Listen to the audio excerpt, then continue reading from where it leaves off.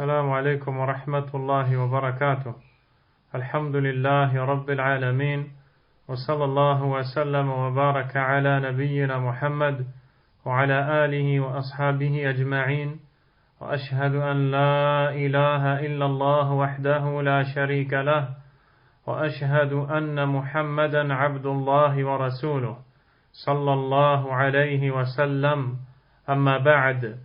En cette soirée du 29 du mois de Rabi' al-Thani de l'an 1437 de l'hégire du prophète Mohammed sallallahu alayhi wa sallam, qui correspond au 8 février 2016, ce sont quelques mots que nous allons transmettre, insha'Allah ta'ala, ayant pour but de faire des recommandations particulièrement aux femmes croyantes, aux femmes musulmanes. Et certes, Allah tabaraka wa ta'ala a donné une valeur à ces femmes dans son noble livre subhanahu wa ta'ala lorsqu'il nous dit Lillahi mulku samawati wal ard yakhluqu ma yasha. À Allah appartient le royaume des cieux et de la terre, il crée ce qu'il veut. Yahabu liman yasha'u inatha, il fait don de filles à qui il veut. وَيَهَبُ لِمَنْ يَشَاءُ الذُّكُورِ, et de garçons à qui il veut. أَوْ يُزَوِّجُهُمْ ذُكْرَانًا وَإِنَاثًا, où il donne à la fois des garçons et des filles. وَيَجْعَلُ مَنْ يَشَاءُ عَقِيمًا, et il rend stérile qui il veut. إِنَّهُ عَلِيمٌ قَدِيرٌ, il est certes omniscient, omnipotent. Subhanahu wa ta'ala. Et quiconque médite ce noble verset du Coran verra qu'Allah tabaraka wa ta'ala a cité la fille avant d'avoir cité le garçon. Et il y a une sagesse derrière cela qui a été soulevée par les savants qui ont dit qu'Allah tabaraka wa ta'ala s'adresse en premier lieu à Quraysh, le peuple du prophète sallallahu alayhi wa sallam, en leur disant qu'il donne des filles à qui il veut. Il s'adresse à ce peuple qui détestait tellement les filles que lorsque l'un d'entre eux avait une fille, il l'assassinait vivante. Wal'iyadu billah.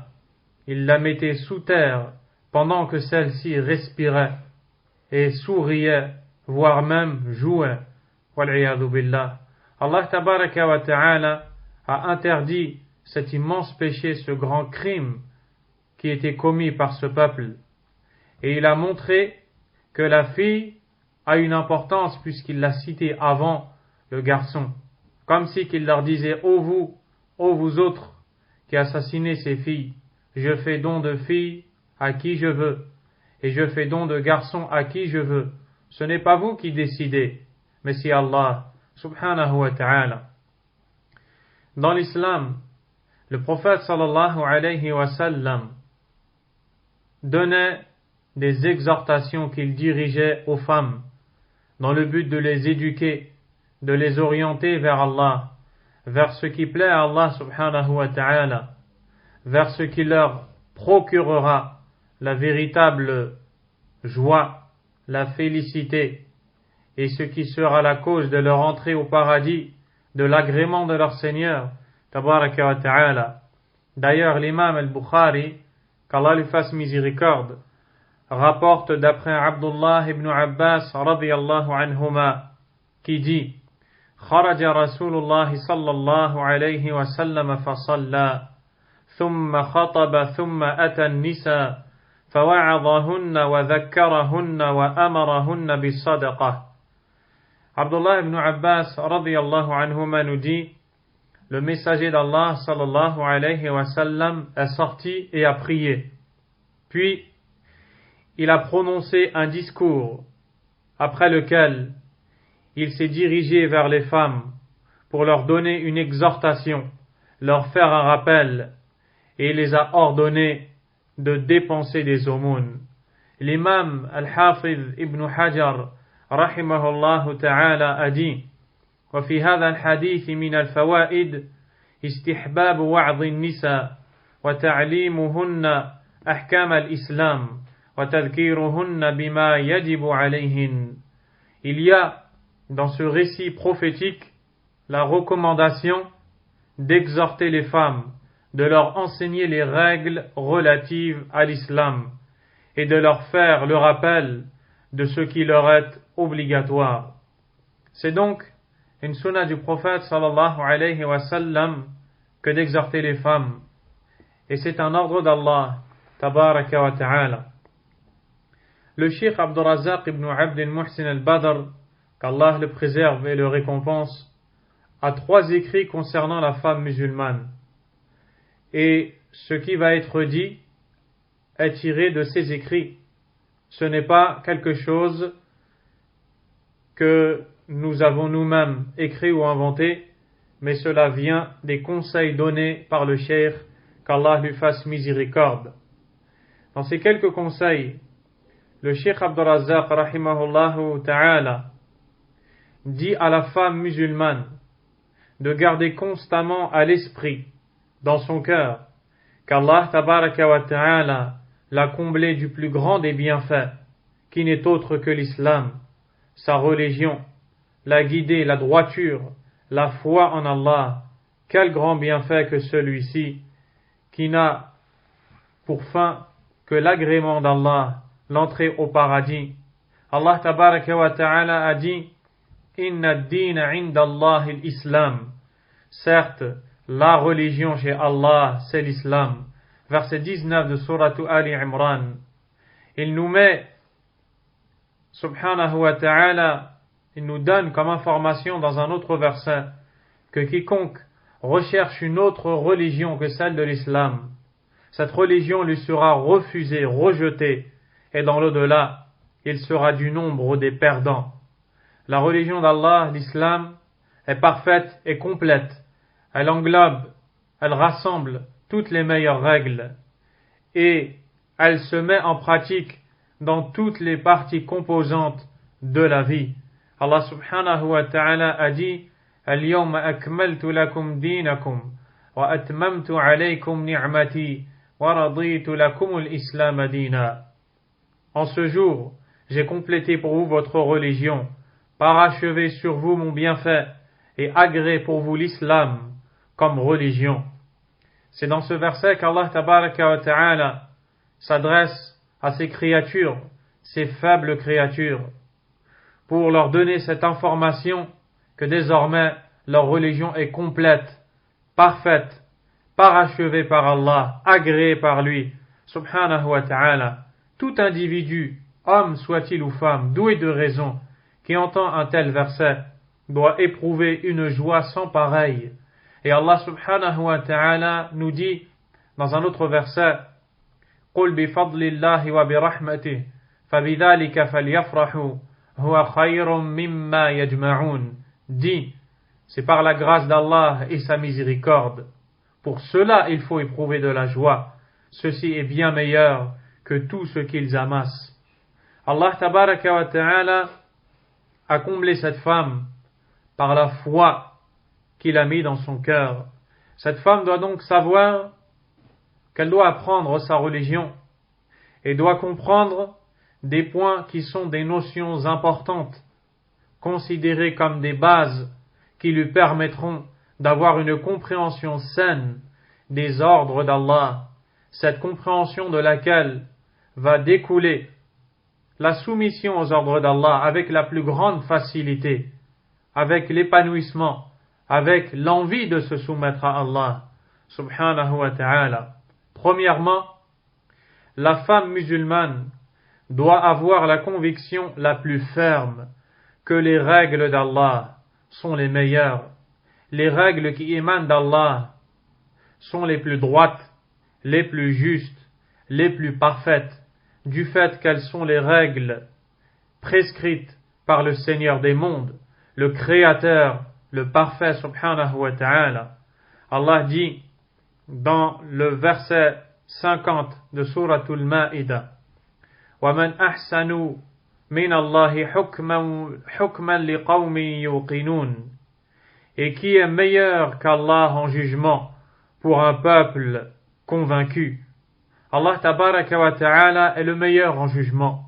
Tout ce qu'il décide est la meilleure chose que l'on ait décidé. Tout ce qu'il prescrit est la meilleure chose que l'on ait prescrite. Deuxième chose que la femme musulmane doit comprendre, sa joie, sa dignité, son honneur, sa félicité, sa réussite, toutes ces choses dépendent de sa soumission à Allah subhanahu wa ta'ala. Plus cette femme se soumet, se conforme aux règles, aux injonctions d'Allah, plus elle aura une part de cette joie, de cette réussite, tant bien dans ce bas monde que dans l'au-delà. Allah tabaraka wa ta'ala a dit قَدْ أَفْلَحَ مَنْ زَكَّاهَا وَقَدْ خَابَ مَنْ دَسَّاهَا. Dans les versets 9 et 10 de Surat Ash-Shams, le soleil, a certes réussi celui qui l'aura purifié, c'est-à-dire celui parmi les serviteurs d'Allah qui aura purifié son âme.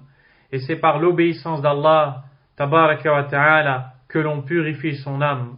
وَقَدْ خَابَ مَنْ دَسَّاهَا. Et aura certes échoué celui qui l'aura souillé, c'est-à-dire celui ou celle qui, par la désobéissance, aura souillé son âme, aura certes perdu et échoué. On voit donc dans ce verset que lorsque l'individu désobéit, il souille son âme. Et lorsque son âme est souillée, il est voué à la perdition et il est considéré comme ayant échoué. Troisième point que la femme musulmane doit connaître. La femme musulmane a des ennemis dans cette vie d'ici-bas. Ces ennemis sont très nombreux.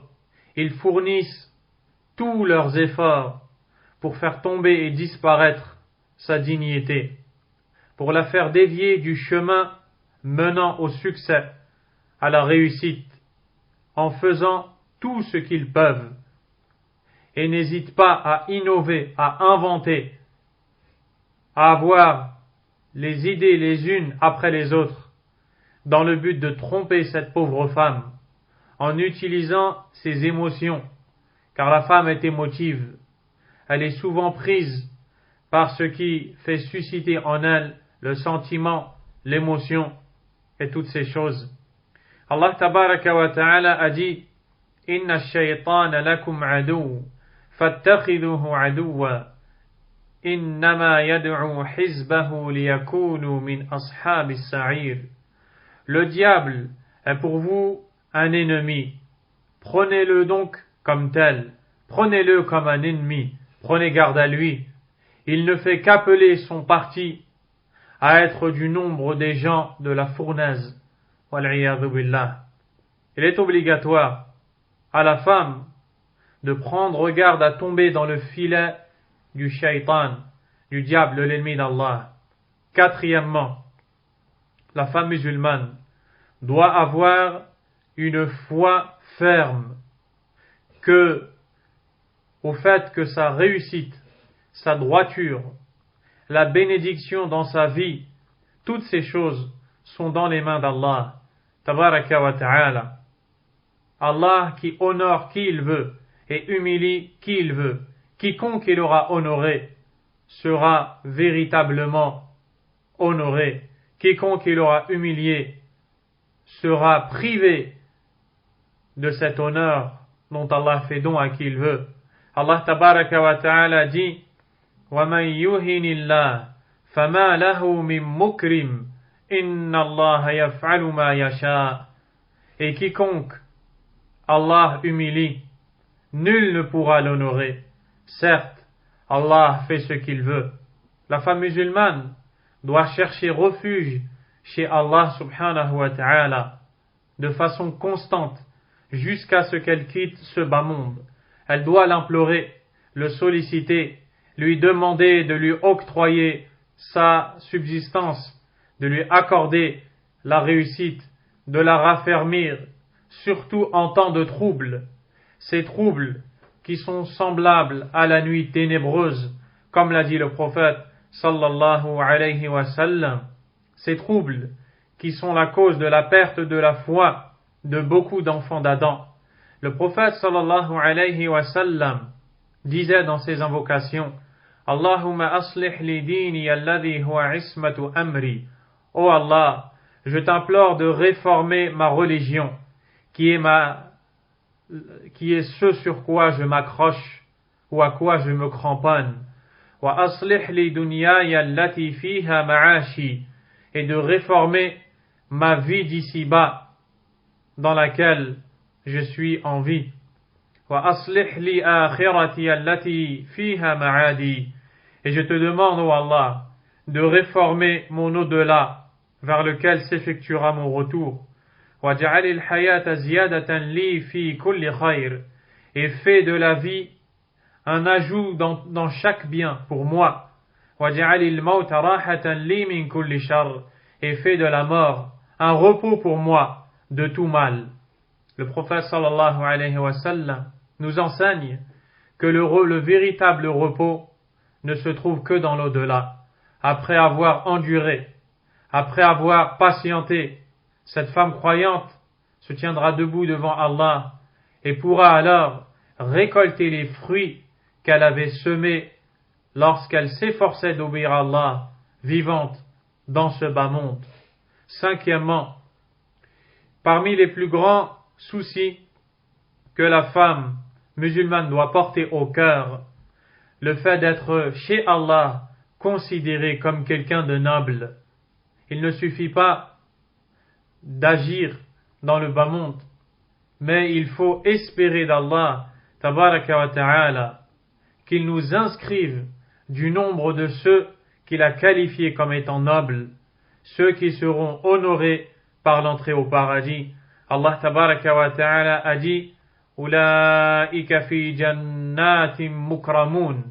Voici ceux qui seront au paradis, qui seront dans des jardins honorés. Allah tabaraka wa ta'ala nous dit: Inna akramakum indallahi atqakum. Le plus noble d'entre vous auprès d'Allah est le plus pieux. Et bien sûr, le plus pieux est celui qui se soumet à Allah subhanahu wa ta'ala. Sixièmement, la femme musulmane doit savoir et avoir cette conviction que toutes les règles relatives particulièrement à la femme musulmane dans le Coran et dans la sunna du prophète sallallahu alayhi wa sallam sont des règles parfaites, renfermant la plus grande de toutes les sagesses, n'ayant aucune défaillance, ne comportant aucune injustice. Allah tabaraka wa ta'ala ne s'est pas trompé quand il a prescrit à la femme ce qu'il lui a prescrit. Allah tabaraka wa ta'ala n'a pas opprimé quand il a légiféré pour la femme ce qu'il a légiféré. C'est tout au contraire un honneur pour la femme que de se soumettre aux injonctions divines, aux ordres d'Allah, car ce sont les règles du plus sage, Allah subhanahu wa ta'ala. Et d'ailleurs, Allah tabaraka wa ta'ala nous dit: Ma lakum la tarjuna lillahi wa qara. Qu'avez-vous à ne pas vénérer Allah comme il se doit? Une exhortation d'Allah. Qu'avez-vous à ne pas vénérer Allah comme il se doit? Ici, Allah tabaraka wa ta'ala s'adresse à tout individu, homme ou femme, qui n'accorderait pas à Allah sa valeur, qui ne reconnaîtrait pas la grandeur d'Allah subhanahu wa ta'ala. Qu'avez-vous à ne pas vénérer Allah comme il se doit? Et ce verset doit être une règle pour la femme. Lorsque l'on récite un verset ou un hadith où mention est faite de la femme, ou un ordre est donné à la femme, ou une interdiction est faite concernant la femme, elle ne doit pas être du nombre de ceux qui ne vénèrent pas Allah comme il se doit, en s'opposant à cet ordre d'Allah, en essayant de prouver que c'est une fausse interprétation, ou alors que le récit du prophète sallallahu alayhi wa sallam est inventé, ou alors essayer de dire que ceci n'est plus valable à notre époque, et toutes ces choses qui en réalité n'ont pour but que de fuir l'ordre d'Allah. Et lorsque quelqu'un cherche à fuir l'ordre d'Allah, c'est bien pour la simple raison que son cœur est vide de la connaissance du Créateur, d'Allah tabaraka wa ta'ala. Car si la musulmane savait vraiment qui est son Créateur, celui qui, alors qu'elle était encore dans le ventre de sa mère, lui faisait amener sa subsistance sans fatigue, ni endurance, sans épreuve ni difficulté, dans cette poche dans le ventre de sa mère, Allah a pris soin d'elle, subhanahu wa ta'ala. Elle était dans un endroit au milieu de liquides tels que du sang et d'autres impuretés, mais rien de tout cela ne l'atteignait, si ce n'est ce dont elle avait besoin comme subsistance. Puis lorsqu'elle a quitté le ventre de sa mère, elle s'est mise au sein, dans lequel il y avait une nourriture qui lui était dédiée, une nourriture qui était spécifique pour cette personne. Comment après cela se montrer ingrat envers Allah? Que dire alors quand cette personne va grandir, trouver de quoi boire, de quoi manger, trouver de quoi vivre, de quoi subsister? Puis elle atteint l'âge de la maturité. Peut-être qu'après cela, Allah tabaraka wa ta'ala va lui ajouter de ses bienfaits. Après cela, Allah demande à cette personne en échange la soumission. Et cette soumission est en réalité une forme de reconnaissance, une façon d'exprimer sa gratitude à Allah. Ainsi, quiconque s'opposerait à un ordre d'Allah ferait partie de ceux qui ne vénèrent pas Allah comme il se doit. Et Allah tabaraka wa ta'ala a dit: وَمَنْ يُعَظِّمْ شَعَائِرَ اللَّهِ فَإِنَّهَا مِنْ تَقْوَى الْقُلُوبِ. Verset 32 de Souratul Hajj. Et quiconque donne aux emblèmes d'Allah leur véritable valeur, quiconque immensifie les emblèmes d'Allah, les choses prescrites par Allah, qui sont des signes d'Allah tabaraka wa ta'ala, ceci fait partie de la piété des cœurs.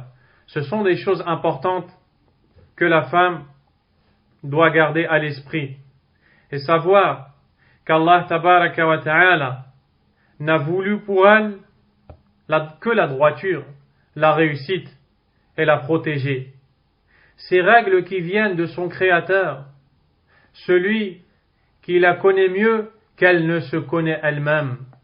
Allah tabaraka wa ta'ala est bien plus miséricordieux envers elle qu'elle ne l'est envers sa propre personne, qu'elle ne l'est envers son nourrisson. Alors que le prophète sallallahu alayhi wa sallam était en compagnie de ses nobles compagnons radiyallahu anhum, une femme apeurée est venue en accourant. Elle a été à la recherche de son bébé. Le prophète sallallahu alayhi wa sallam se tenait avec ses compagnons et observait la scène. Cette femme, prise par la tristesse, courait ici et là à la recherche de son nourrisson. C'est alors qu'Allah tabaraka wa ta'ala a fait en sorte qu'elle a retrouvé ce bébé. Dès qu'elle l'a retrouvé, l'instinct maternel, elle l'a porté, l'a serré contre elle et lui a donné le sein pour l'allaiter.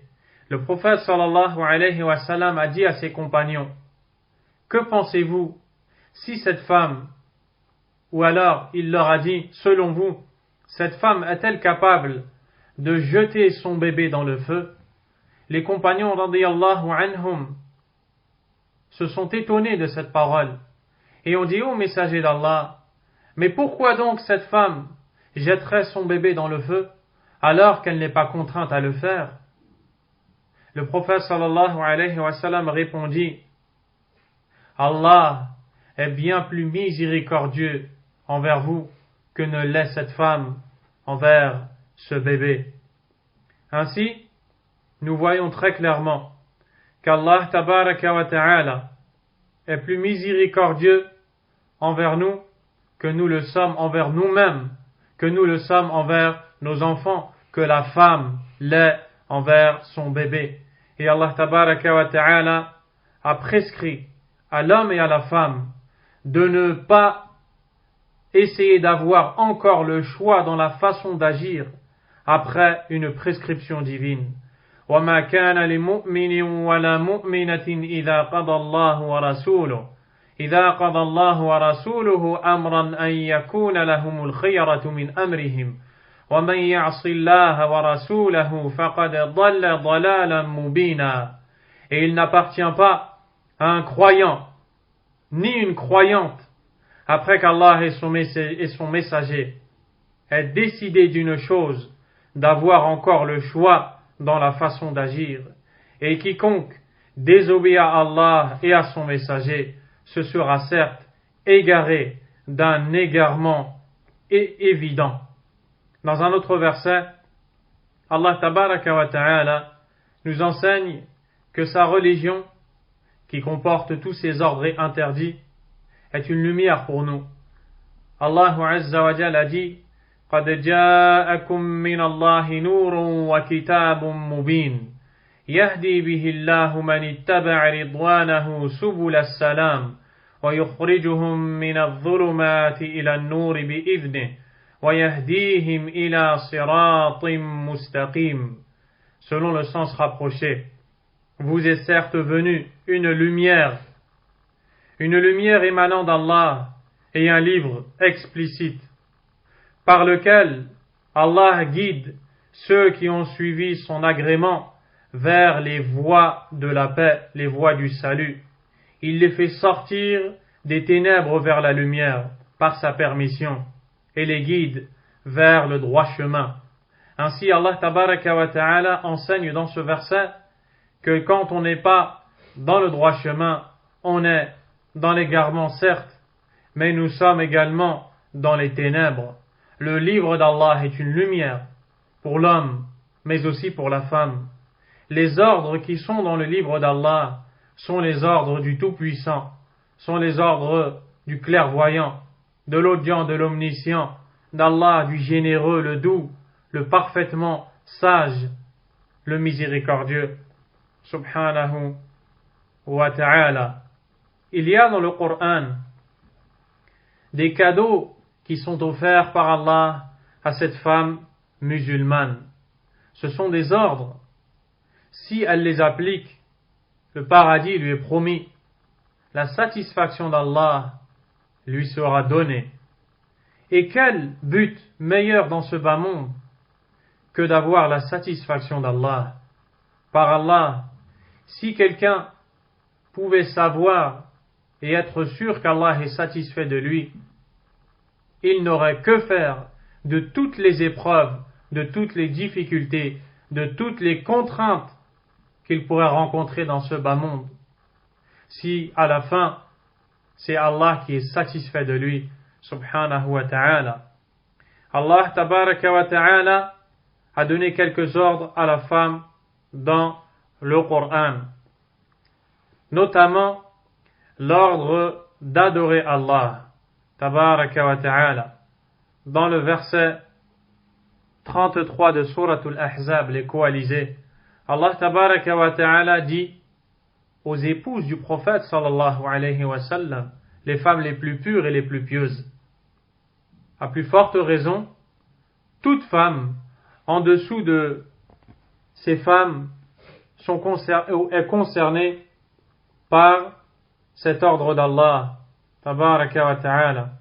Allah subhanahu wa ta'ala nous dit donc dans ce verset: وَأَقِمْنَا الصَّلَاةَ وَآتِينَا الزَّكَاةَ وَأَطِعْنَا اللَّهَ وَرَسُولَهُ إِنَّمَا يُرِيدُ اللَّهُ لِيُذْهِبَ عَنْكُمُ الرِّجْسَ أَهْلَ الْبَيْتِ وَيُطَهِّرَكُمْ تَطْهِيرًا. Accomplissez la prière, acquittez-vous de l'aumône et obéissez à Allah et son messager.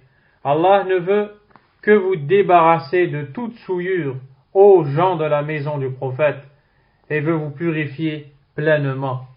Il s'adresse ici aux épouses du prophète Muhammad sallallahu alayhi wa sallam. Il s'adresse à Aïcha radiyallahu ta'ala anha. Il s'adresse aux épouses du prophète sallallahu alayhi wa sallam. et il leur prescrit l'accomplissement de la prière, le fait de s'acquitter de l'aumône et d'obéir à Allah et au messager d'Allah sallallahu alayhi wa sallam. Et si elles s'exécutent, elles se purifieront alors de la souillure qui est susceptible de s'emparer d'elles. Car si on désobéit à Allah, une souillure s'installe et s'empare de nous. Qu'Allah nous purifie. Deuxièmement, Allah tabaraka wa ta'ala a ordonné dans le Coran à la femme musulmane de se vêtir de ce magnifique vêtement, le vêtement de la pudeur, le vêtement de la satisfaction d'Allah, al-jilbab, le voile islamique. Allah subhanahu wa ta'ala a dit dans le verset 59 de cette même sourate: Ya ayyuhan nabi, qul li azwajika wa banatika wa nisa'il mu'minin yudnina alayhinna min jalabibihin dhalika adna an yu'rafna fala yu'dhain wa kana Allahu ghafuran rahima. Ô prophète, dis à tes épouses, à tes filles et aux femmes des croyants de ramener sur elles leur grand voile. Elles en seront plus vite reconnues et éviteront d'être offensées. Allah est pardonneur et miséricordieux.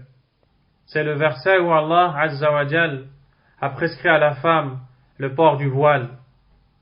La femme, les femmes des compagnons, radiyallahu ta'ala anhum, étaient en train de semer les graines, de labourer dans les jardins, quand ce verset a été révélé, n'ayant pas de quoi se couvrir ou ce par quoi elles pouvaient se couvrir, elles ont pris leurs paniers qu'elles ont vidés et elles les ont mis sur leur tête en signe de soumission immédiate aux ordres d'Allah tabaraka wa ta'ala. Ô musulmanes, craignez Allah tabaraka wa ta'ala. La vie passe très vite. La vie passe très vite et le jour de la comparution devant Allah arrivera.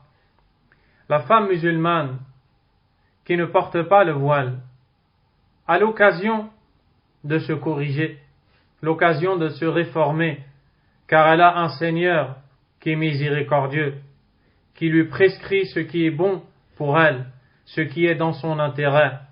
Elle doit s'exécuter, car ce sera une manière d'entretenir son lien avec son Créateur, une manière de se faire aimer par son Créateur, subhanahu wa ta'ala.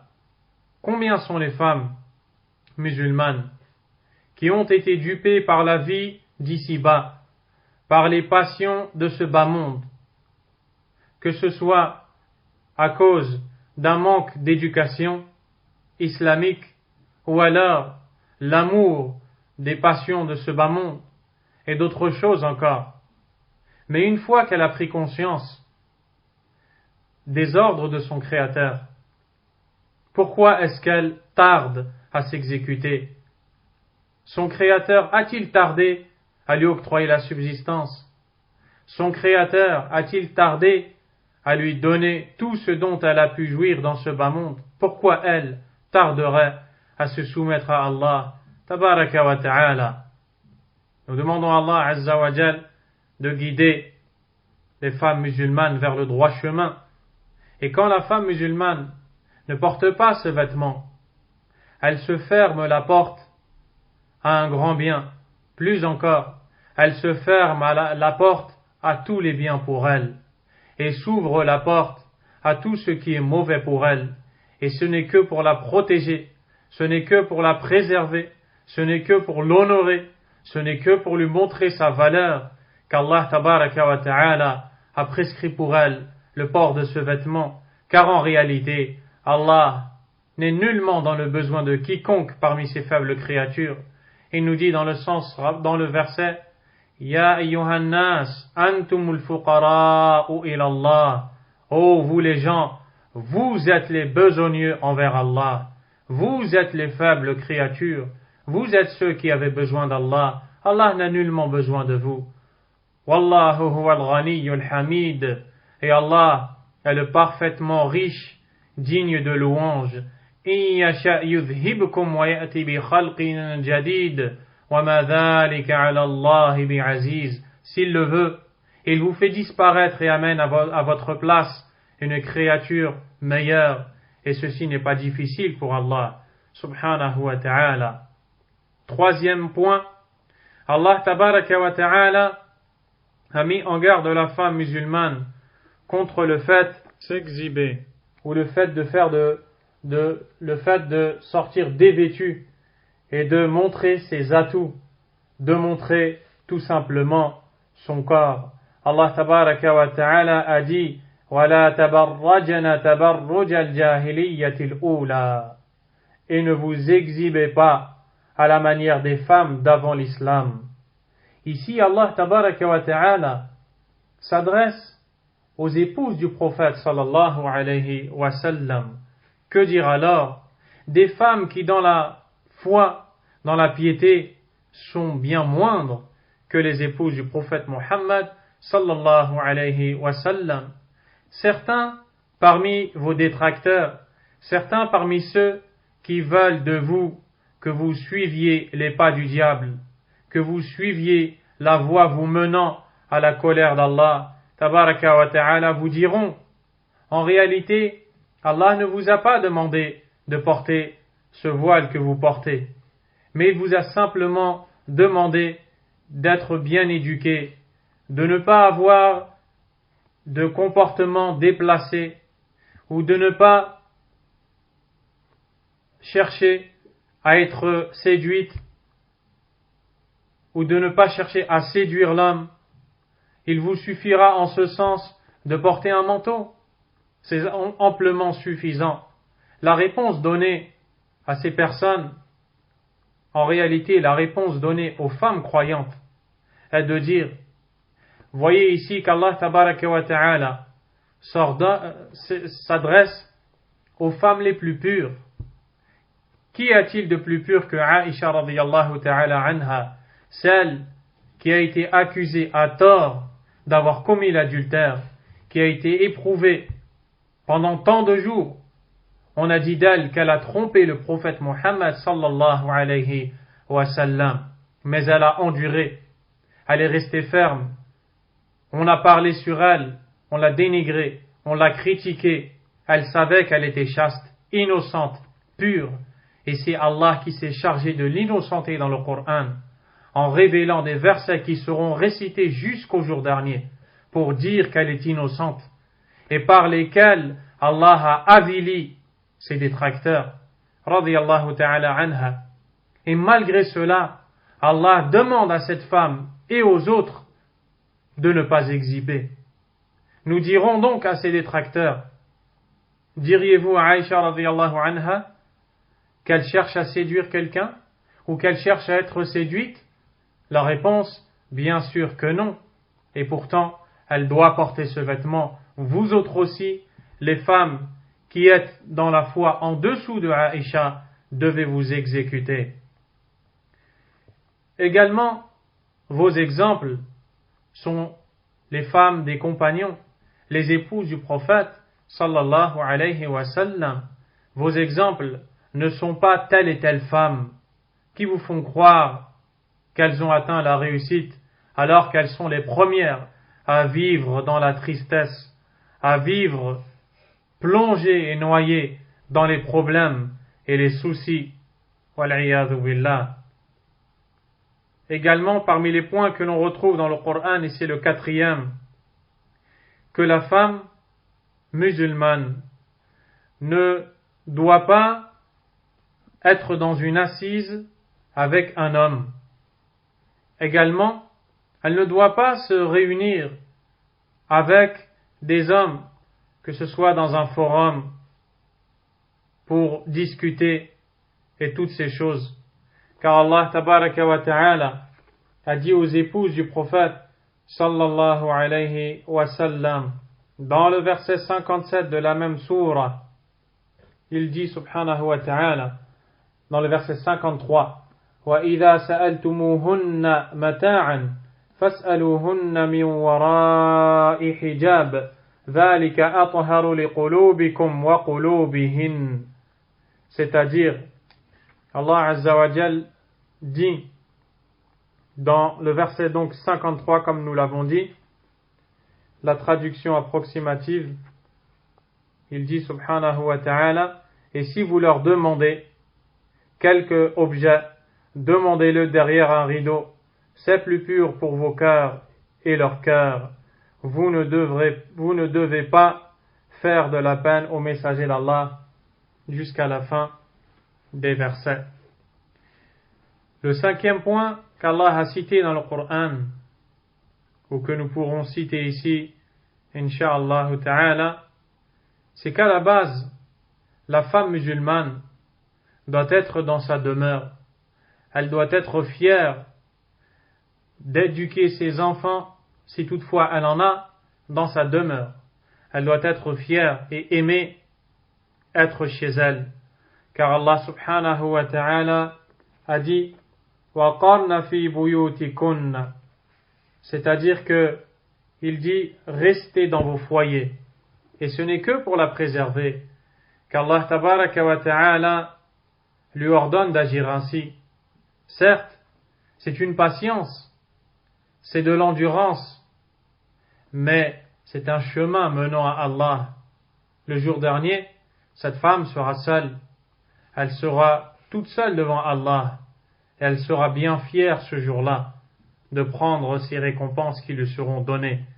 Dans un récit, le prophète sallallahu alayhi wa sallam a dit Al-mar'atu awra, فإذا خرجت استشرفها الشيطان وأقرب ما تكون من ربها إذا هي في قعر بيتها.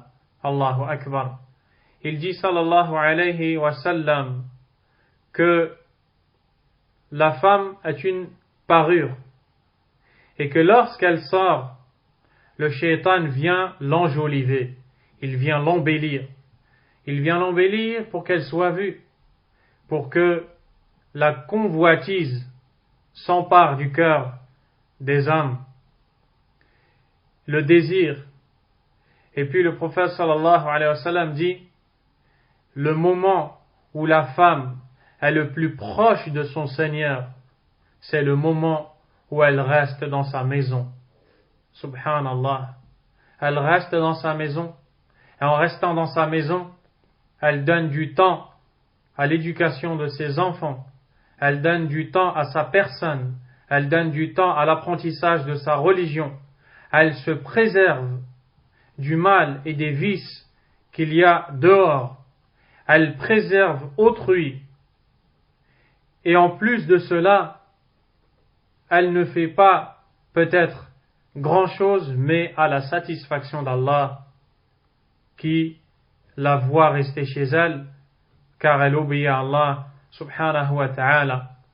Et malheureusement, nous vivons dans une époque où la vie d'ici-bas, dunya, la vie de ce bas monde, les délices de ce bas monde, ont pris dans les cœurs une ampleur telle que l'on entend une musulmane qui dit La ilaha illallah, Muhammadun Rasulullah.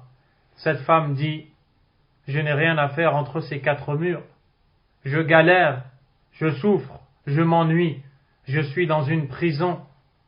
Et toutes les paroles dans ce sens. Subhanallah, ton prophète sallallahu alayhi wa sallam te dit que ton créateur, ton pourvoyeur, ton Seigneur, ta divinité, Allah tabaraka wa ta'ala, est satisfait de toi tant que tu es chez toi. Comment peux-tu après cela te sentir dans une prison?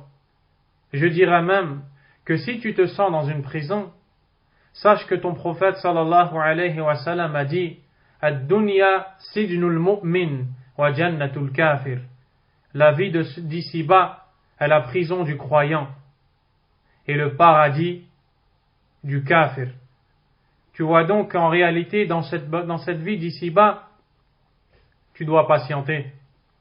Dans cette vie d'ici-bas, on doit faire preuve d'endurance, on doit faire preuve de patience, car c'est l'agrément d'Allah qu'on essaye d'acheter. Comprenez-le aux croyantes. C'est l'agrément d'Allah, c'est la satisfaction d'Allah que l'on veut gagner. Elle n'a pas de prix par Allah. C'est la vraie liberté. La personne qui quittera ce bas monde en ayant gagné, en ayant obtenu la satisfaction d'Allah, aura la meilleure de toutes les choses. Allah a dit dans le Coran, وَرِضْوَانٌ مِّنَ اللَّهِ أَكْبَرُ, et la satisfaction d'Allah est plus grande. Les pieux prédécesseurs disaient, مَسَاكِينُ أَهْلُ هَذِهِ الدُّنْيَا, pauvres sont les gens de cette vie d'ici-bas. خَرَجُوا مِنْهَا وَلَمْ يَذُوقُوا أَطْيَبَ مَا فِيهَا, ils en sont sortis et n'ont pas goûté le meilleur des délices qui s'y trouvaient. Un homme a dit, وَمَا أَطْيَبُ مَا فِيهَا, et quel meilleur délice y a-t-il dans ce bas monde? Cet homme répondit, مَعْرِفَةُ اللَّهِ وَمَحَبَّتُهُ وَالْأُنْسُ بِقُرْبِهِ وَالشَّوْقُ إِلَى لِقَائِهِ, la connaissance d'Allah, l'amour que l'on éprouve pour lui, l'envie de le rencontrer et le fait d'être proche de lui, subhanahu wa ta'ala. C'est cela même qui doit être recherché par le croyant. Allah tabaraka wa ta'ala a également prescrit à la femme un ordre qu'il a également prescrit à l'homme. Il dit dans Sourate An-Nur, dans le verset 31, وَقُلْ لِلْمُؤْمِنَاتِ يَغْضُضْنَ مِنْ أَبْصَارِهِنَّ وَيَحْفَظْنَ فُرُوجَهُنَّ, et dit aux croyantes de baisser leur regard et préserver leur chasteté. La croyante baisse le regard et préserve sa chasteté. Et c'est exactement le même ordre qu'Allah a donné aux hommes. وَقُلْ لِلْمُؤْمِنِينَ يَغَضُّوا مِنْ أَبْصَارِهِمْ وَيَحْفَظُوا فُرُوجَهُمْ, et dit aux croyants de baisser le regard et de préserver leur chasteté. La femme doit donc se préserver. Elle préserve son honneur, elle préserve sa chasteté. Elle est ressuscitée pure devant Allah le jour où beaucoup d'autres seront ressuscités dans un état de souillure catastrophique. Qu'Allah tabaraka wa ta'ala nous en préserve. Allah tabaraka wa ta'ala a également donné l'ordre à la femme, comme le prophète sallallahu alayhi wa sallam, d'obéir à son époux. Car l'obéissance à l'époux pour la femme musulmane n'est pas une contrainte. La contrainte, c'est de désobéir à Allah tabaraka wa ta'ala. Ce n'est pas une contrainte, car à chaque obéissance, ce sont des récompenses en plus pour elle. À chaque obéissance, ce sont des bienfaits qu'Allah lui ajoutera le jour dernier, incha'Allah tabaraka wa ta'ala. Et d'ailleurs, Allah tabaraka wa ta'ala a dit, الرجال قوامون على النساء بما فضل الله بعضهم على بعض. Les hommes ont l'autorité sur les femmes de par la faveur qu'Allah leur a accordée, subhanahu wa ta'ala. Et le prophète Muhammad sallallahu alayhi wa sallam a dit, لو كنت آمرا أحدا أن يسجد لأحد لأمرت المرأة أن تسجد لزوجها لعظم حقه عليها ولكن لا يسجد إلا لله أو كما قال عليه الصلاة والسلام. Si je devais ordonner à quelqu'un de se prosterner pour un autre, j'aurais ordonné à la femme de se prosterner devant son époux en raison du grand droit qu'il a sur elle, mais on ne se prosterne que pour Allah subhanahu wa ta'ala. Bien sûr, l'époux doit être juste, équitable, il doit être doux et miséricordieux, il doit être pieux et craintif d'Allah tabaraka wa ta'ala. Mais la femme fait preuve d'endurance à la recherche de la satisfaction d'Allah subhanahu wa ta'ala. Également, la femme musulmane doit autant que possible prier la nuit, jeûner, dépenser, donner des aumônes. Elle doit évoquer Allah subhanahu wa ta'ala. Elle doit faire cela autant que possible. Et Allah tabaraka wa ta'ala a vanté les mérites de ces femmes qui agissent ainsi. Dans le verset 35 de Surat Al-Ahzab, Allah Azza wa Jalla a dit: Innal muslimina wal muslimat wal mu'minina wal mu'minat wal qanitina wal qanitat wal sadiqina wal sadiqat wal sabirina wal sabirat wal khashi'ina wal khashi'at wal mutasaddiqina wal mutasaddiqat wal sa'imina wal sa'imat wal hafidhina furujahum wal hafidhat wal dhakirina Allah kathiran wal dhakirat أعد الله لهم مغفرة وأجرا عظيما. Les musulmans et musulmanes, croyants et croyantes, obéissants et obéissantes, loyaux et loyales, endurants et endurantes, craignants et craignantes, donneurs et donneuses d'aumône, jeûnants et jeûnantes, gardiens de leur chasteté et gardiennes, invocateurs souvent d'Allah et invocatrices, Allah a préparé pour eux un pardon et une énorme récompense. Elle doit profiter de son temps pour évoquer abondamment le nom d'Allah, tabaraka wa ta'ala. Elle doit s'instruire dans sa religion. Elle doit lire la sunna de son prophète Muhammad sallallahu alayhi wa sallam. Si elle a des enfants, la femme a un rôle important dans l'éducation des enfants. Et c'est un honneur qu'Allah lui a donné. Car, sachez-le, pour beaucoup des grands savants de l'islam, ce sont leurs mères qui les ont éduqués. L'imam Malik, rahimahullah, avait une mère pieuse, de même que l'imam Ahmed, rahimahullah, de même que beaucoup des pieux prédécesseurs qui sont des sommités, des sources dans l'islam, qui sont les plus grands savants de l'islam. Lorsque l'on lit leur biographie, on voit que ce sont leurs mères qui ont été la cause de ce qu'ils sont devenus. Elles les ont éduqués. Elles n'ont pas fait du gâchis avec leurs enfants, cette amana, ce dépôt confié par Allah, tabaraka wa ta'ala.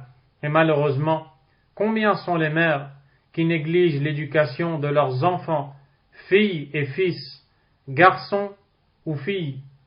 Elles négligent, elles ne font que leur acheter des moyens de distraction, de divertissement, des jouets, des jeux, qui sont peut-être des bonnes choses si elles sont licites, mais elles exagèrent en cela et laissent leurs enfants ne pas apprendre le Coran, ne pas apprendre la foi, elles ne leur font pas aimer ce qu'Allah tabaraka wa ta'ala a légiféré. Et c'est là une grande erreur. Car en réalité, lorsque tu éduques ton enfant, tu ne fais que semer des graines que tu commenceras à récolter immédiatement après ta mort. Et le prophète sallallahu alayhi wa sallam nous dit: إذا مات ابن آدم انقطع عمله إلا من ثلاث. Quand l'enfant d'Adam décède, quand l'enfant d'Adam meurt, toutes ses actions s'arrêtent à l'exception de trois choses: صدقة جارية أو علم ينتفع به أو ولد صالح يدعو له. Une aumône qui perdure, une science qui ne cesse d'être utile à autrui, et un enfant pieux qui invoque en sa faveur. Imagine-toi quand cet enfant atteindra l'âge de la maturité, quand cet enfant peut-être va se marier, va avoir lui aussi des enfants, il se souviendra de sa maman qui a su lui inculquer l'islam, qui a su lui faire aimer Allah, qui a su mettre dans son cœur que dans ce bas monde, il n'y a rien de plus important que la satisfaction d'Allah, et que dans ce bas monde, la personne qui doit être suivie, c'est le prophète sallallahu alayhi wa sallam, que les comportements que l'enfant doit avoir sont ceux enseignés par Muhammad ibn Abdullah sallallahu alayhi wa sallam. Chaque fois qu'il se souviendra de cette mère qui a su lui inculquer ces notions islamiques, il invoquera Allah tabaraka wa ta'ala en sa faveur et implorera le pardon pour elle. Je me souviens de ce que m'a dit le cheikh Wasiullah Abbas, hafidahullah ta'ala, cet homme pieux Et Allah sait le contenu des cœurs, ce savant de la sunna qui est vivant et qui enseigne à Mecca, dans la mosquée sacrée, qu'Allah le récompense. Il m'a raconté que quand il était jeune, il était difficile avec sa mère, mais sa mère a enduré avec lui, elle a patienté. Et son père disait, le concernant, ne t'inquiète pas, il sera, Inch'Allah, peut-être le meilleur de nos enfants. Et à l'âge de 17 ans, il a quitté l'Inde pour se rendre dans la ville de Médine. Et voici que presque 50 ans après, il fait partie des savants de la sunna. Et quand il me raconte cela, il a presque les larmes aux yeux et invoque Allah tabaraka wa ta'ala pour faire miséricorde à sa mère qui a enduré le jour où lui était jeune et était peut-être difficile. Mais regardez le résultat de la persévérance, de l'endurance. Pensez-vous que cette maman qui était dans un village perdu au fin fond de l'Inde s'imaginait un jour que son fils allait être du nombre des savants de la sunna, un enseignant à Mecca? Allahu Akbar. Il en est de même pour la mère pieuse qui sait éduquer son enfant, qui craint Allah tabaraka wa ta'ala avec cette amana, avec ce dépôt, et qui fait tout pour lui donner la meilleure éducation. Là, la femme qui n'a pas d'enfant, elle, aussi a d'autres portes qui lui sont ouvertes pour gagner l'agrément d'Allah tabaraka wa ta'ala, de réformer sa personne. Si elle est mariée à un époux, d'être convenable envers ce dernier, d'avoir le bon comportement, et même si elle n'a pas d'époux, alors c'est peut-être une occasion pour elle de se remettre en question, d'évoquer Allah, de se repentir de ses éventuels péchés, de ses erreurs. Peut-être qu'Allah tabaraka wa ta'ala lui donnera de ses largesses, et Allah est capable de tout. En tous les cas, la femme musulmane doit placer sa confiance en Allah subhanahu wa ta'ala. Elle doit aimer Allah son créateur. Elle doit nourrir le lien qu'elle a avec Allah. Elle doit se remettre en question et se dire, Allah est-il satisfait de moi avec mes journées, avec ma vie? Allah tabaraka wa ta'ala est-il satisfait de moi? Nous implorons Allah subhanahu wa ta'ala de nous guider, nous les croyants, et de faire de nous des gens aimés d'Allah, de réformer nos mères, nos filles, nos épouses, nos sœurs, et toutes les filles de Adam, alayhi salam, parmi celles qui ont dit la ilaha illallah, Muhammadun Rasulullah. Il y a certes en cela un rappel pour quiconque a un cœur, une oreille et prête attention. Nous demandons à Allah de faire que ce rappel soit utile, en premier à celui qui l'a donné, mais aussi à toute personne l'ayant entendu. Wa sallallahu wa sallam wa baraka ala nabiyyina Muhammad wa ala alihi wa sahbihi ajma'in. Subhanaka Allahumma wa bihamdik. Ashhadu an la ilaha illa ant. Astaghfiruka wa atubu ilayk.